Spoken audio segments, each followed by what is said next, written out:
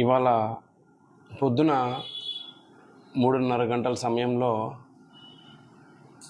MGH కాలనీలో నివాసం ఉండేటువంటి బచ్చు వెంకట సుబ్బ సత్యరామాంజనేయులు హౌస్ నెంబర్ 66లో ఉంటారు.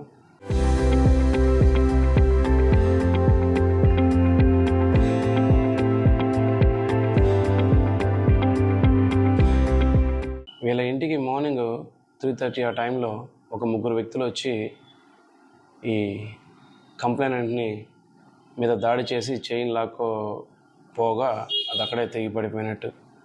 ఆ తర్వాత ఇంట్లోకి వెళ్ళి అక్కడ వాళ్ళ సిస్టర్స్ ఉంటే వాళ్ళ మీద కూడా దౌర్జన్యంగా ప్రవర్తించి వాళ్ళ సిస్టర్ దగ్గర నుంచి 2 చైన్లు, ఒక బ్యాంగిల్ తీసుకెళ్ళిపోయినట్టు పోలీస్ స్టేషన్లో ఫిర్యాదు చేయడం జరిగింది. దాని మీద కేసు నమోదు చేయడం జరిగింది. దీనికి సంబంధించి డాగ్ స్క్వాడ్ని పిలిపించడం జరిగింది. సరౌండింగ్స్లో ఉన్నటువంటి పరిస్థితుల్ని ఎంక్వైరీ చేయడం జరిగింది. అలాగే సీసీటీవీ ఫుటేజ్ చెక్ చేస్తున్నాము. ఎవరైతే వచ్చారో పర్సన్స్ వాళ్ళని తొందరలోనే ఐడెంటిఫై చేసి వీళ్ళు బయట వాళ్ళ లేకపోతే బయట నుంచి లేకపోతే లోకల్ వాళ్ళ ఎవరో ఏంటి అనేది ఐడెంటిఫై చేస్తాము. వాళ్ళల్లో ఉన్నారు ఏపీపీ గారు బివి లక్ష్మీ కుమారి గారు అని చెప్పనేసి.